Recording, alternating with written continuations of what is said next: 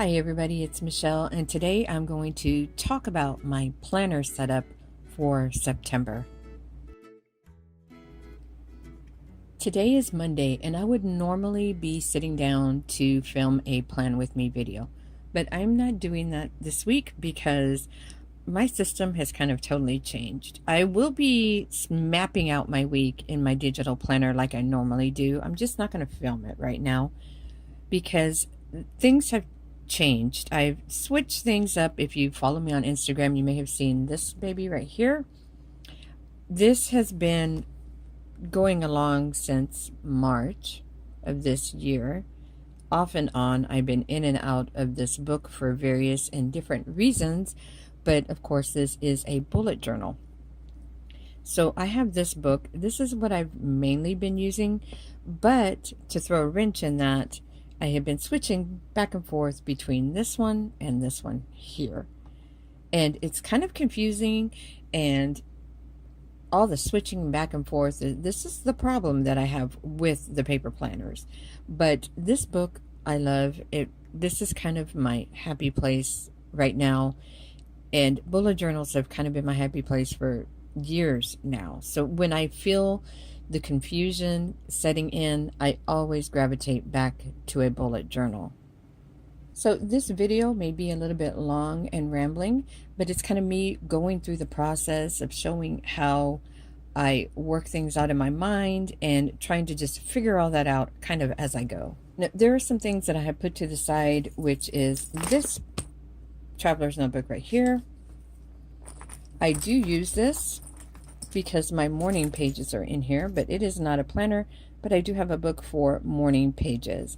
So I have this to the side. I just pull it out in the morning and jot that in. And when this little notebook is completed, I'm just going to throw it in the trash and get rid of it. This is something I put together a very long time ago. It's cheap graph paper, and I just stapled the booklet together and put it in here. So this book is going in the trash when it's done. I won't need it. It's mostly just nonsense that I write in there for my morning pages anyway. These books, I was using them, but since I'm not using this planner, they are kind of put off to the side right now. I just kept them in there because it was convenient to keep them there. So I'm only pulling this out in the morning to write in that journal, and that's it. So that is off to the side. This here has my mini happy planner, which I am not using. I love the idea of this mini happy planner. I had it all set up for August, and I did not use it. There's something about, I always get caught up in the happy planner craze because I do have the classic size happy planner stuff here in this one. And I buy the stuff, I set it up, I want to use it, and then for whatever reason I end up not using it. It reminds me a lot of being in rings, and there's something that happens with the rings for me because I always start thinking ahead to how am I going to archive all of this stuff. And that becomes a problem for me because this is not a problem to archive. It's the whole book. You put it away when you're done, and that's it. It's all there. When things are like this, then I start thinking, well, do I want this section over there, that over there? When do I pull these pages out? Do I leave these pages in? And that's just too much to think about when it comes to a planner. So I'm putting aside all of my happy planner stuff. I may possibly keep using the classic size for my scrapbooking if I sit down to do a scrapbook page that I want to physically have that's not in my digital planner. So this is to the side for now. So that brings me to, I'm going to go over these in a second. My digital planner right here is the one I'm using right now. Mostly is my digital bullet journal. Let me get that glare off. And this is not dated, so I can go in anytime. This is the last page that I put in here, which was from 8/29. I will be doing one for yesterday or today. I don't do a digital page or a page every single day, but I like to keep this kind of scrapbook looking page.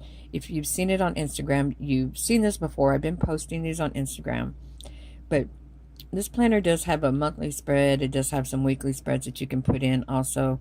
But I've mostly just been using the daily pages and also this for my note keeping that I want to keep digitally. So I have my different sections. These are like collections that I can go to, and everything is right here and organized for me. I do also have my weekly planner that is digital, where I will sit and map out how I want my week to go. That's what I show you guys in my Plan With Me videos, just kind of working out what needs to happen each day, the major things that I plot out for the week. And I like to do that digitally because that way, if it changes, I don't have to worry about having it written down somewhere where I'm marking things out, and I can just erase it in my digital planner and kind of correct it that way. So that is how I'm using my digital planner right now. The majority of my planning has been in this bullet journal. I don't know why my glare is so bad. Here we go. The bullet journal right here, and I am almost finished with this book. I have made it further in this particular book than I have in any other bullet journal. I usually get about halfway through the book and I end up starting a new one. I don't know why I do that, but I just do. But my goal was to finish out this entire book, and I will make it through the end of September and then start a brand new book for October. And I'm going to actually start putting that together sometime this month so that when the month starts, I'm ready to go. Now, I have been going back and forth between this and this. And here is my Hobonichi Weeks and this Midori insert, which is the 0013, which I also use as a bullet journal. So if I'm feeling the need to use this, then I have all of my weeks and my months already plotted out here in the Hobonichi Weeks. And then for dailies, mostly I can use this here just to kind of write in my daily stuff and do my bullet journaling here in this book. This is really convenient because it saves me time in drawing everything out, but that's not necessarily true because I end up drawing it out in this book anyway. So it's kind of like double work, but I really don't mind. I don't think that I will ever settle on one or the other, at least not for the remainder of this year. Now, once I'm finished out this Hobonichi Weeks, then maybe I'll totally switch to just using the bullet journal. I'm not sure. I have got so many pages back here in this weeks that I still need to finish out. I didn't use that many pages in the back, so I am not sure what I'm going to do about that. It was apparent that I didn't really need to get the mega unless I decided to add all kinds of extra stuff back in here in this back section. So I don't know. I will go over my weeks probably towards the end of the year and do a flip through and show you how I use that. But I keep this, it was more convenient when I was using this as my wallet because I had everything in here. But I gravitate more towards this because even though this is all together in this traveler's notebook, it still is two separate books. And when my mind is cluttered and I need to focus and try to really plan things out, even just having these separated into two different books causes me a problem. I like having everything in just one single book, which would be this right here. So to throw an even bigger wrench in all of this, I decided to start tracking everything on my phone also. So I decided to do more of my time tracking in my Google Calendar. So I have added that in.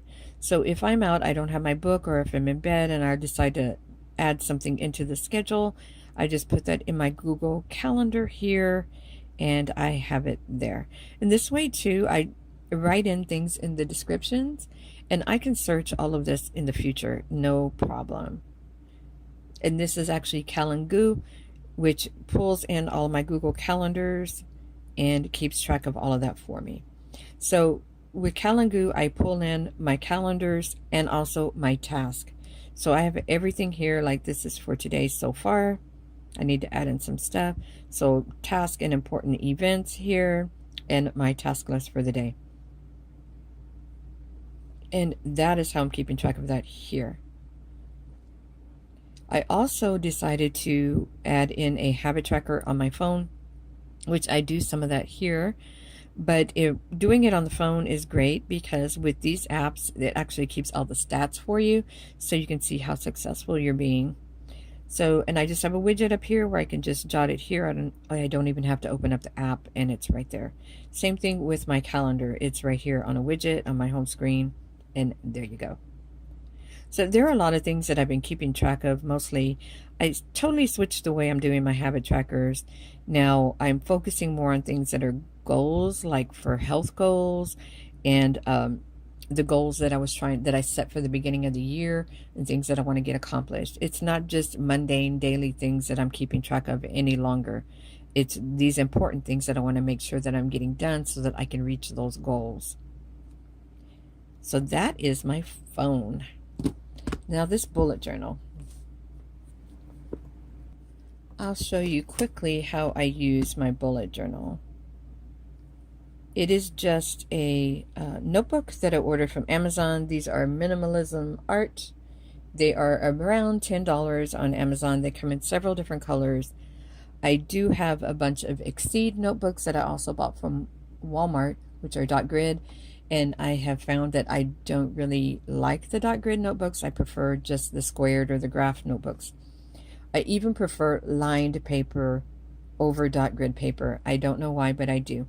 Walmart has those cheap notebooks that are like $3.96 that have the cheap white paper that I was using before. I even like those a lot. I don't know why, but I do. So this one though is the one from Amazon that is squared, and I'll put a link to that listing in Amazon below so that you can see them for yourself. I bought several colors. I think I'm going to get ready to move into the red one for October. So it's just got the graph and it's very similar to the Moleskine in size. It's all the same size. So I add in a pocket here. This is a Target pocket, my pen holders. And when I'm done with this book, I will be taking these off and gluing them into my new book. I just put anything and everything into my bullet journal. And what I love about this is that, like my granddaughter says, this is like a book of our lives. Everything just goes in here willy-nilly, and it's just kind of an ongoing list or synopsis of everything that's going on in our lives. So each month I will put in a calendar, more than one calendar actually. The only month that I only put in one calendar was for July. That's because I was doing one book July, and I was keeping that into my digital planner mostly. And I basically just went back in here and did my July calendar for reference. But here is September. So I plot out a large calendar, take up almost the whole space for just my overall calendar for the month. This is where all my appointments, my events, major highlights of the month go here. And I always try to use my Cocoa Daisy kit supplies for the month here. So each month has been whatever the Cocoa Daisy kit has been for the month. And I just match it that way. Show you, see? So this is September. And then I put this calendar, and then next I switch over to my bills and finances. So I have a whole monthly spread devoted to just that, where I keep track of bills, when they get paid, extra money that I'm spending, that type of thing. Daily sales, I do all of that here. Money that's coming into the bank, trying to keep track of all of that right here on this spread. And then the next spread is actually a work calendar. So I have a whole spread, monthly spread for my work calendar, and just trying to jot out. These are the Avery labels or removable labels, where I try to do my editorial calendar for the blog and YouTube. So here I list out things that I want to get done as far as particular content that I want to have out this month, and everything is color coded. I have all these color coded things that I do for each day that I will mark off if I actually did them. I used to keep that in a tracker at the bottom, but I found that that was just too confusing. I didn't like the way that was set up, and I will show you guys how that looks here. See, I used to keep my calendar here and then I would have a tracker at the bottom, but I decided that I didn't like that. I'd rather do all of my particular coding and tracking on each day so I can see how all of this relates to whatever is going on up here at the top that I'm keeping track of. That just makes better sense for me. And then I move on to this month. Like I said, I have a spread here for podcast, which is something that I'm focusing on for the month. So I wanted to be sure that I had this plotted out with its own page for this month. And here are some Instagram challenges. I usually don't do this, but I decided to do this for this month. I'm not doing it every day, but each day I'm checking to see if there is something that I want to do and put on as a Instagram challenge and post for the day. So I have that here for reference. And then I have my weeks. This is unusual. I usually don't plot these out ahead of time, but since I am at the end of this book, I decided to go ahead and do that. So this is this week. And then the next 3 weeks here, which will end out September. And then I have all of these pages here to finish out with my dailies and whatever other notes that I plan to take in here. Now, if I run out of space, I can just add in one of my sheets from my Cocoa Daisy B6 size, just tip it in and have extra note space for there. In the back, I did have just some things that were ongoing, like stats, that sort of thing. I'm not sure if I'm going to do it this way in my next bullet journal. I don't think so. I think I'm going to put it in the beginning of the book because when I put it in the back, I forget about it. So I like to keep my dailies just kind of willy-nilly. I just put whatever. I keep track of all of that. And I could either be doing it in here or in this book if I'm using this thing right here. So if I happen to be using this one for the day, snap a picture and I put it in my digital planner, and that way I have it on that daily page. This is more convenient for me for some reason when I like go out to the store. You'd see this was the school shopping list. I had this with me when I went to go buy all their school supplies. So I actually really like using this book. I like the paper because it reminds me of using the Hobonichi. So I have a supply of these 013 books that I can go through. Now, I could technically just use this book and stick it in a traveler's notebook or my Gaylor leather cover and just use this if I wanted to draw out my calendars in here. I don't even need to do that because I have this here that I printed out for September to put this in here. I could just use this as my calendar. I would be giving up my editorial calendar that I have in here and my bill calendar. I can jot in like my bills that I paid over there, but I wouldn't have space for each day to write in the money that's being spent. And I would be giving up this. So that is kind of what I struggle with, unless I want to draw out 3 calendars in that also, which is a little more difficult because it's totally blank. There's no lines, and this gives me all the grid, and it's easy to draw out my calendars. So I don't know, but this is what I've been using off and on since the end of March, this particular book.